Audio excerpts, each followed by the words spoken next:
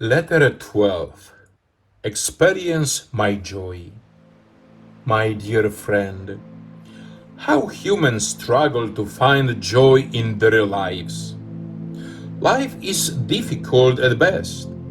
The challenge seems to be to find happiness in our everyday lives.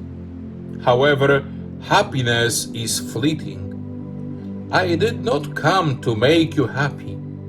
You will not find that I used such words in the Gospels. I did speak about joy.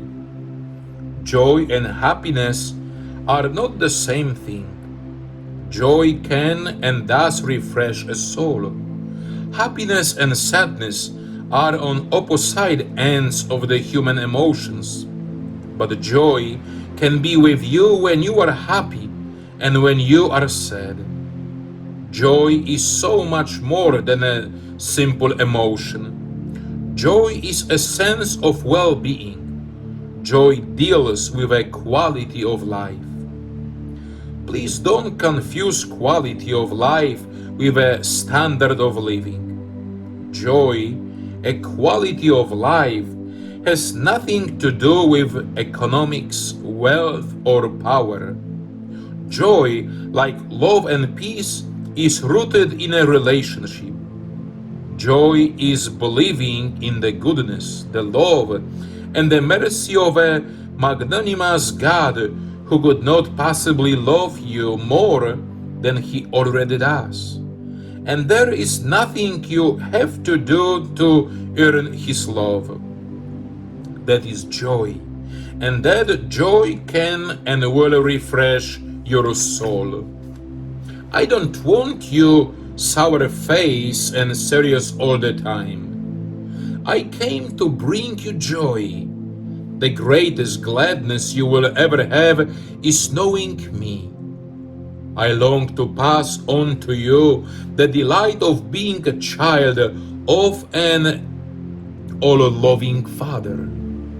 Even in the roughest times I faced, I held an inner core of connection with my Father that brought me joy. One joy you can hold on to ceaselessly is the joy of hunting for me and then finding me. A mother will sometimes hide herself so her child might know the delight of searching for and finding her.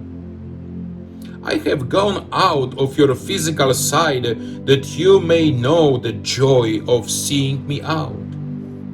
To seek me is gladness, and to find me is great rejoicing. You can forever seek me and forever find me. When you are faced with long separation from someone you love, the masks often fall off, and you speak straight from the heart. Embraces linger and words become tender. As the Gospel of John tells you, when I knew the time was coming soon for me to leave all those I loved, I opened up the inner chambers of my heart to my disciples. Knowing I would go away, I felt the utmost love for my disciples. Even with the prospect of my departure, there was the tender joy of heart touching heart. In my parting discourse with my disciples, I told them, I have said these things to you, so that my joy may be in you, and that your joy may be complete. It's the same with you. I can turn even your sadness into gladness. In John's Gospel, I promised, your sorrow will be turned into joy. It is not so much that the joy replaces sorrow, but that I transform sorrow into joy. My disciples endured 3 days of overwhelming despair during my passion, and then, when they met the reality of my resurrection, the sorrow changed into exaltation. Just as the disciples' sorrow was transformed, so can I change your daily sorrows into joy. Sorrow is the first stage. The second stage is joy.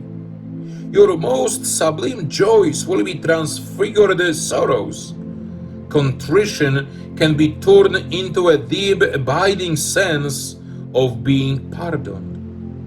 Your grieving over time can be transformed into a blessed and joyous hope. At Cana, I entered like a brother into the ordinary human joys of a wedding. I have not come to take you away from the joys of being human, but to deepen and intensify them. My first sign in the Gospel of John was not a mighty healing, but the turning of water into wine. I had a delightful time celebrating the love of man and woman. I showed that I could hallow the warm human moments of life. I did not come to take away your human happiness, but to elevate it by changing everyday moments into the strong and invigorating new wine of the kingdom. Link your ordinary joys to me, and they can sparkle with eternity. Ordinary blessings blaze with glory when you let me breathe upon them the pure breath of my love. I can fill you with joyous energy, making it a delight to live and work. Take time, grow still. Notice your breathing in and out. Let your breathing remind you of the Spirit, the breath of God. Breathe out tension, breathe in my love. Remember, sometimes you felt joy, and God was in that joy. Feel the feelings, see the sights again, smell the smells.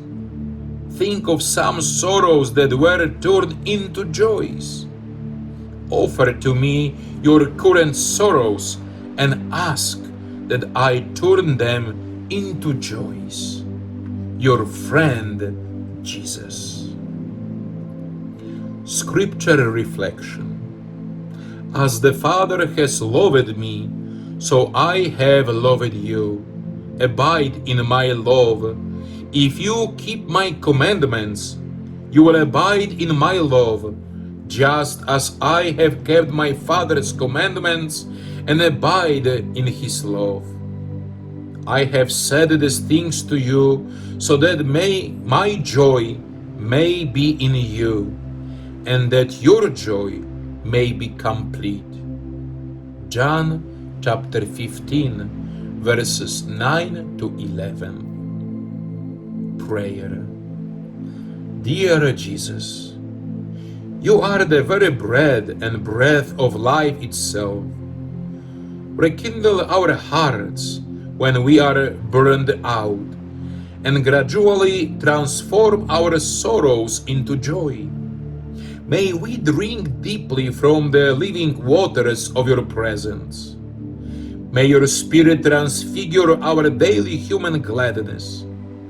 Brighten the staff of our daily living by your presence. Amen.